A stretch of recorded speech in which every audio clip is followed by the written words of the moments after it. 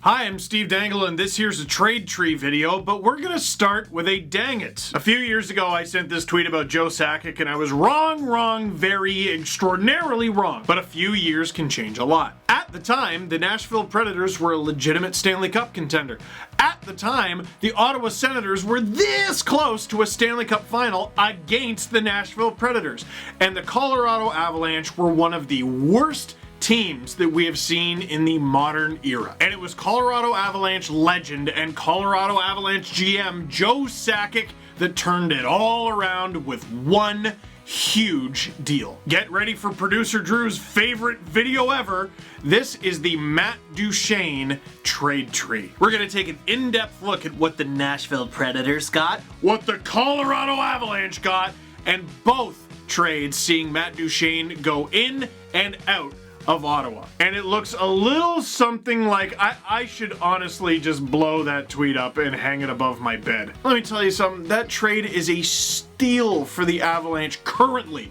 It's only gonna get better. There's no way it gets worse. Starting at the beginning of Matt Duchene's NHL career, heading into the 2009 NHL entry draft, there was a debate. Will it be John Tavares going first overall or Victor Hedman going first overall? There were whispers of that. But there was at least one scouting agency that had Matt Duchene going first. Imagine getting drafted into the NHL third overall. Imagine getting drafted into the NHL at all, and it's to the team that you grew up cheering for. And he played 586 games for the Avalanche. 178 goals, 250 assists, 428 points. And some will say, yeah, Steve, how about those playoff stats? Well, hey, don't be mean. He only played 8 playoff games over his entire tenure with the Colorado Avalanche, put up 6 points, but none of them were goals. Here's how it all came to an end. The 2016-17 season for the Colorado Avalanche was bad, very not good. The Vancouver Canucks had the second lowest point total in the NHL that season with 69.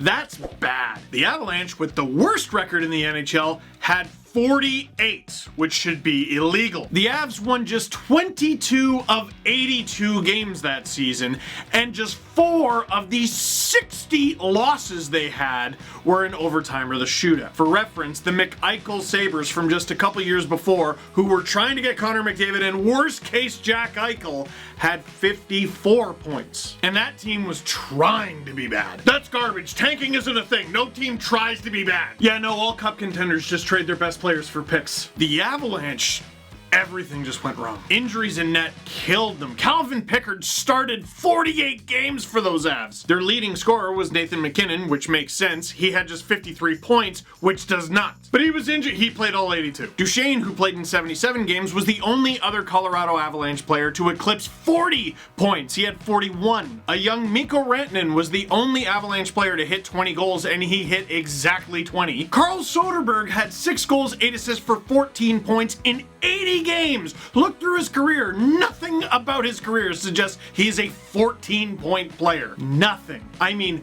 nothing went right for the Avalanche that year. But it's okay, at least they got the first overall pick. Nope, they lost all 3 draft lotteries and picked 4th. Consolation prize, they got Cale Makar. We'll get to that later. And Matt Duchene said, you know what, I'm done. Imagine walking up to one of your childhood idols, who is now your boss, by the way, and asking him for a trade, or hearing that he might trade you, or anything. You might make the face that Matt Duchene was making in this picture, wouldn't you? Outside of the photo shoot, Duchene actually put on a brave face to start the 2017-18 season. In 14 games, he had 4 goals, 6 assists for 10 points with the Avs. All the while, Sakic's working the phones. The Predators just got their heart broken against the Penguins. The Senators just had their hearts broken against the Penguins. And it was at that moment that Joe Sakic came up with a brilliant idea. Hey, what if I only trade one guy who doesn't even want to be here, and you both combine to give me 7 things? Coming this close to winning must make you do some ridiculous things, because both the Senators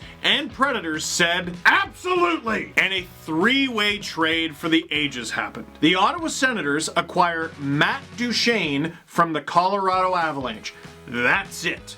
The Nashville Predators acquire Kyle Turris from the Ottawa Senators. That's it. Why didn't they just do a straight up trade 1-for-1? That's because Duchene was on the Avalanche trying to keep up. From both the Ottawa Senators and the Nashville Predators, the Colorado Avalanche receive Andrew the Hamburglar Hammond, Shane Bowers, a first-round pick in 2018 or 19. It's complicated, we'll get to it later. A third-round pick in 2019. Sam Girard, a second-round pick in 2018, and Vladislav Kamenev. Now, I just listed 7 different things, which might get confusing. What did Ottawa give up? What did Nashville give up? I'm glad you asked. The Ottawa Senators acquired Matt Duchene, and to get him, they gave up Andrew Hammond, the Hamburglar of legend, Shane Bowers, who was a very recent first-round pick of theirs, 28th overall, a first-rounder that was conditional, and a third-round pick in 2019. Meanwhile, the Nashville Predators acquire Kyle Turris, and to get him, they gave up Samuel Girard, a second-round pick in 2018,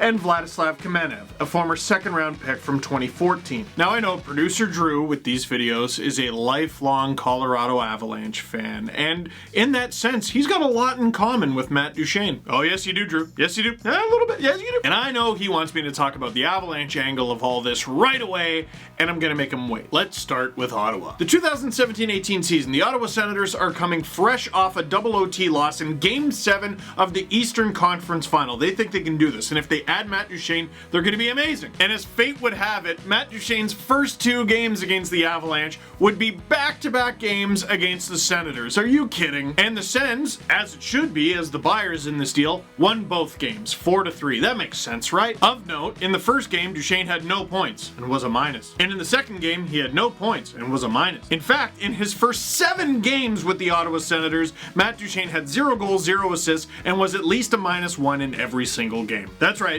0 goals, 0 assists, 0 points, -10 after 7 games. Starting rocky, which isn't actually the most fair. Matt Duchene had 23 goals, 26 assists, 49 points in 68 games in his first not even full season with the Ottawa Senators. That's not bad at all. What is bad, however, is by season's end, the Ottawa Senators had just 67 points, the second worst record in the NHL. About that conditional pick I keep bringing up, the condition was that it was a 2018 first round pick, which was that very season where the Senators finished second last in the entire NHL.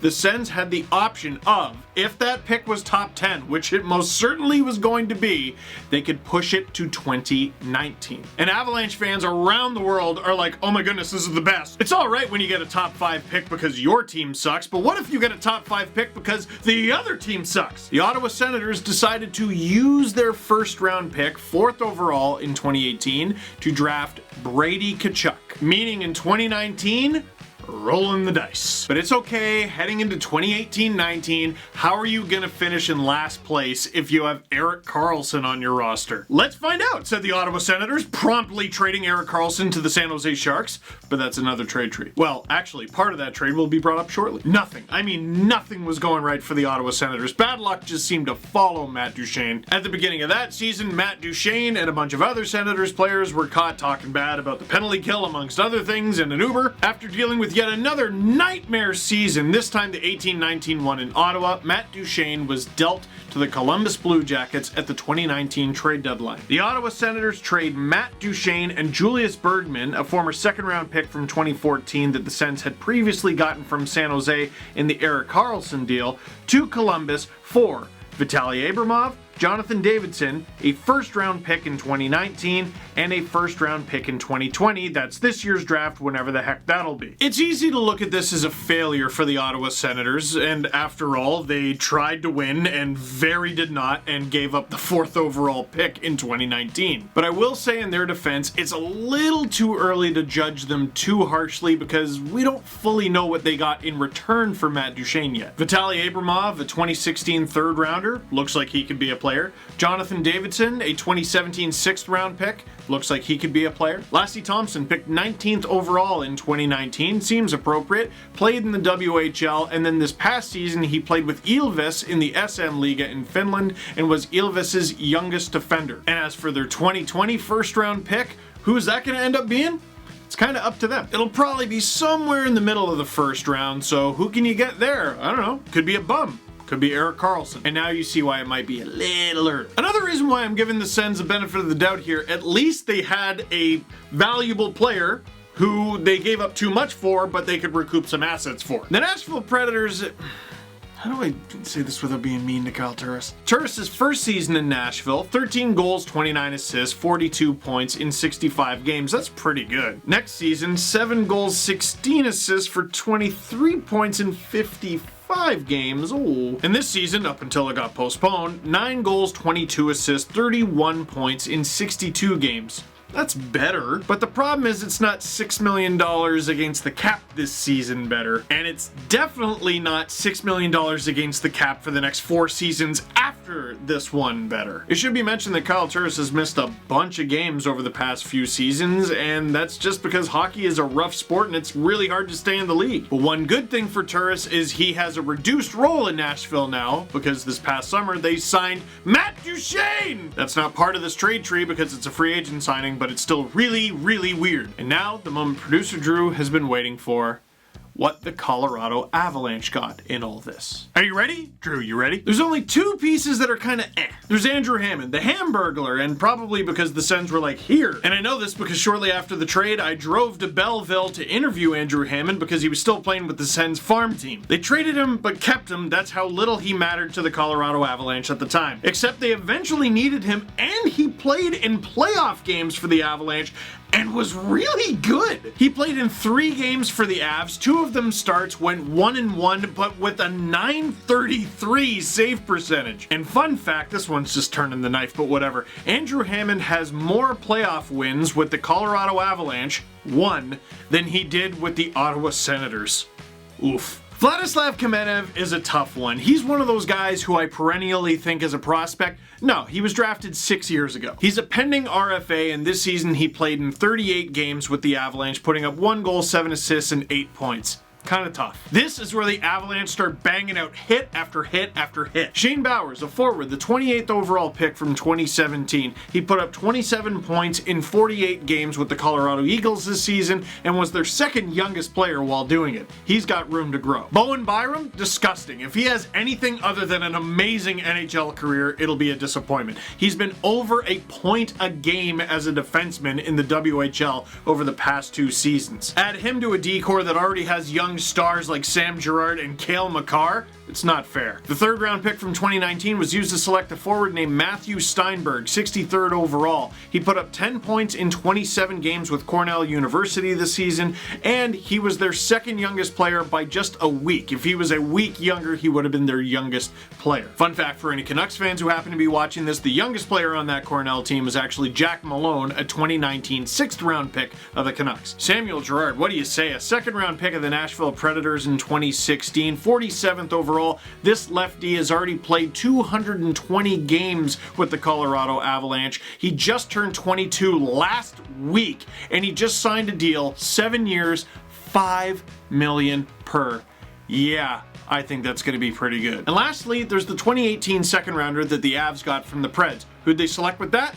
They didn't. They traded it. They traded that pick for a 3rd rounder in 2018 and a 5th rounder in 2018, and so far, it looks like they might have nailed it. With the 5th rounder, the Avs got Daniil Zhuravlov, a left-handed D who played in 36 games for Akbars Kazan of the KHL this season. He put up 1 goal and 7 assists for 8 points in those games. Not mind-blowing, but at just 19 years old, he was Akbars' youngest defender. He only recently turned 20. And with the 3rd rounder, Justus Anunen, and I think they're going to call him Justice in North America just because it sounds too good. He had a 15-5-3 record in the SM Liga this past season with 6 shutouts and a .920 save percentage. And if that sounds good to you, that's because it is. It was the best save percentage in the entire SM Liga. He was 19 for most of the season, only just turned 20, and just signed. So I said that the Colorado Avalanche got 7 pieces from the Matt Duchene trade.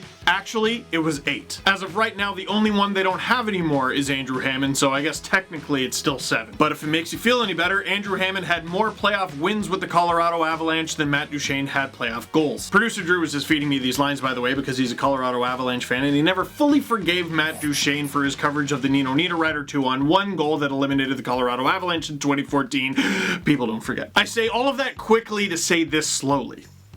The Colorado Avalanche won this trade. They destroyed this trade. If all pieces pan out in this trade, they will have crushed it. If half the pieces pan out, they will have crushed it. This trade, the vastness of it, if these players pan out, if they have long and successful NHL careers with the Avalanche, if some of them end up getting traded for other players who end up being successful for the Colorado Avalanche, this has all the makings of a true all-timer home run. Joe Sakic does not deserve to be fired. I've changed my mind. And I'll stop with the Matt Duchene slander. 10 points in 10 games when the Blue Jackets knocked off the Lightning. That was fun. But outside of what the Avalanche got, the 7 pieces that the Avalanche got in this trade, there's actually a bigger deal. Adding all these pieces to a team that I already think is a cup contender, it's ridiculous. I told Drew that if the Avalanche don't win a cup, at least one cup in the next 10 years, I'll be shocked. And he said, don't jinx it. And I said, what if I say it over and over again? And let's not forget the ripple effects, the embarrassment of riches that the Avalanche have on the back end. Young D-man, Cale Makar, obviously, but Bowen Byram, who they got from this trade, Sam Girard, who they got from this trade, made Tyson Barrie expendable for the Avalanche. So they trade Tyson Barrie along with Alex Kerfoot and a 6th round pick to the Toronto Maple Leafs in exchange for Calle Rosen, a 3rd round pick, and Nazem Kadri. It feels too simplistic to say this because the Avalanche were better than they showed in 2016-17. They had young pieces coming. Mikko Rantanen had barely made a scratch in the NHL, but it really feels like Joe Sakic rebuilt the Avalanche with a single phone call. I guess with 2 phones since it was a 3-way trade. I'm gonna throw this out there. We're working on the Lindros trade tree. It's enormous. But I'm not gonna lie, this trade kind of reminds me of the beginning of it. Now, I'm not saying that the Avalanche acquired Peter Forsberg in this whole deal, but it looks like they acquired some really good players. A bunch of really good players. A deal of this magnitude, if handled right, if the drafting is right, can affect the Avalanche in a positive way for a generation. Now, it should be said, other than Girard, not a ton of NHL games played on the Avalanche's side of this tree yet. But if the Avalanche hit on these players and these picks and keep hitting, this could be an all-time fleecing. So, leave a comment in the comment box down below. Producer Drew, feel free. What do you think of the Matt Duchene trade? Both of them, if you want. How Colorado fared, how Nashville fared, and Ottawa at the end of all this. So that is it for this one. Thank you very much for watching. Click like if you like this video. Click subscribe if you really liked it. Tell all your friends that Joe Sakic shouldn't be fired. I was wrong, okay? It wasn't the first time, man.